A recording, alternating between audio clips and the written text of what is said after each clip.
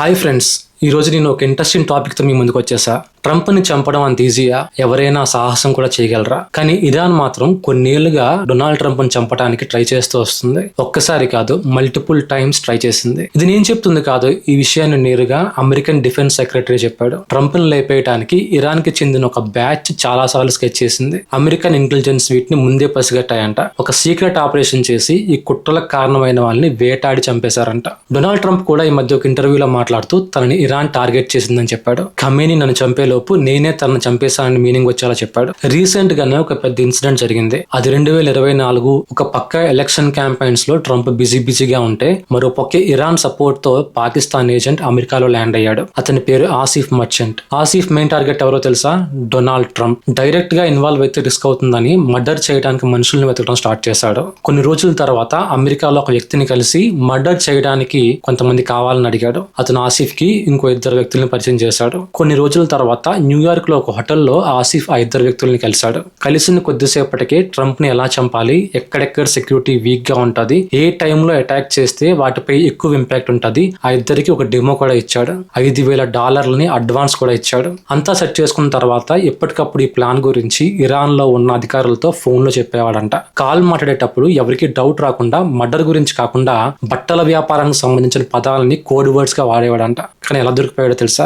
ఆసిఫ్ ఎవరినైతే మర్డర్ చేయడానికి మనుషులు కావాలి అని ఫస్ట్ అడిగాడో వాడు వెంటనే FBIకి సమాచారం ఇచ్చాడు. ఇన్ఫార్మర్ గా మారిపోయాడు. తను ఆసిఫ్ కి డౌట్ రాకుండా 2 FBI ఏజెంట్లని కిరాయి హంతకులుగా పరిచయం చేశాడు. ఆ తర్వాత ఆసిఫ్ ఆ 2 వ్యక్తుల్ని హోటల్లో కలిశాడు. కానీ వాళ్ళు మారువేషంలో ఉన్న FBI ఏజెంట్లని అతనికి తెలియదు. ప్లానింగ్ అంతా అయిపోయింది కాబట్టి తిరిగి పాకిస్తాన్ పారిపోవాలని ఆసిఫ్ ప్లాన్ చేసుకున్నాడు. కానీ అదే కరెక్ట్ టైంలో జూలై 12వ తారీఖున విమానాశ్రయంలో విమానం ఎక్కబోతుండగా ఒక స్ట్రింగ్ ఆపరేషన్ చేసి FBI ఆసిఫ్ ని అరెస్ట్ చేసింది. ఇక్కడ ఒక విషయం మనం మాట్లాడుకోవాలి. ప్రెసిడెంట్ ని చంపడానికి ఏదో దేశం నుంచి ఎవడో వస్తే వాడికి అమ్ముడుపోకుండా ఇన్ఫార్మర్ గా మారాడు. మన దేశంలో ఇలాంటి వాళ్ళు ఉన్నారంటారా? పర్సనల్ ఇంట్రెస్ట్ కన్నా నేషనల్ ఇంట్రెస్టే ఫస్ట్ అనుకున్నాడు. అమెరికా, ఇజ్రాయెల్, ఇరాన్ కి యుద్ధం అవుతుంది. అమెరికా, ఇజ్రాయెల్ జాయింట్ ఆపరేషన్ చేసి ఇరాన్ సుప్రీం లీడర్ ఖమేనీని చంపేశారు. ఇరాన్ లో జనం సెలబ్రేషన్ చేసుకుంటే ఇండియాలో మాత్రం చాలా ప్లేసుల్లో జనాలు సొంత మనిషి చనిపోయినట్టుగా దారుణంగా ఏడుస్తున్నారు. ఒక మత గురువు చనిపోతే ఖచ్చితంగా ఆ కమ్యూనిటీ మొత్తానికి బాధ అనిపిస్తుంది. కానీ రోడ్లు బ్లాక్ చేయడం ఏంటి, హింసాత్మకంగా ప్రొటెస్టులు చేయడం ఏంటి? అసలు ఇండియాకి దానికి ఏం సంబంధం? దాదాపుగా 100 సంవత్సరాల పాటు హిందూ, ముస్లిం, క్రిస్టియన్లు కలిసి హ్యాపీగా బతికిన దేశం ఇది. ఇలాంటి దేశంలో ప్రొటెస్టులు చేసి ప్రాబ్లం క్రియేట్ చేద్దాం అనుకుంటున్నారా? మొన్న సోషల్ మీడియాలో ఒక వీడియో చూశాను. ఒక అమ్మాయి అయితే చాలా దారుణం, నేను ఇరానియన్ ని, ఇండియాలో ఉంటున్నా అంతే అంట. నువ్వు ఏ దేశంలో ఉన్నావో ఆ దేశానికి సపోర్ట్ చెయ్యవు. నీకు ఏ దేశం తిండి పెడుతుందో ఆ దేశానికి సపోర్ట్ చెయ్యవు. ఏ దేశం నిన్ను స్వేచ్ఛగా బయట తిరగనిస్తుందో ఆ దేశానికి కూడా నువ్వు సపోర్ట్ చెయ్యవు. ఎక్కడెక్కడో ఎవడెవడో బాంబులు వేసుకొని చస్తే ఇక్కడ మాత్రం ప్రొటెస్టులు చేస్తావు. ఇలాంటి వాళ్ళు మన దేశంలో ఉన్నంత కాలం మన దేశ భవిష్యత్తు ప్రమాదంలో ఉన్నట్టే. ఇలాంటి వాళ్ళని మన దేశంలో ఎలాంటి రిస్ట్రిక్షన్స్ లేకుండా స్వేచ్ఛగా ఉండనిస్తున్నాం. మైక్ ముందు పెట్టి నోటుకొచ్చినట్టు మాట్లాడనిస్తున్నాం. ఎందుకంటే ప్రపంచమంతా యుద్ధాలు, దారుణాలతో నిండిపోయిన వేళలో కూడా ఈ దేశం కులం, మతం అనే భేదం లేకుండా అందరికీ స్వేచ్ఛనిచ్చింది. ప్రపంచం ఒక పక్కంతా యుద్ధాలతో ప్రాణాలు పోతుంటే నువ్వు నేను హ్యాపీగా కూర్చొని T20 వరల్డ్ కప్ చూస్తూ ఎంజాయ్ చేస్తున్నాం. అక్కడ ట్రంప్ ని వాళ్ళు కాపాడుకున్నారు. ఇక్కడ ఇండియాలో గనక ఎవరినైనా లీడర్స్ ని ఇలా టార్గెట్ చేస్తే ఇప్పుడు ఎవరైతే ఇక్కడ ఏడుస్తున్నారో వీళ్ళలో ఒకరైనా సపోర్ట్ చేస్తారా?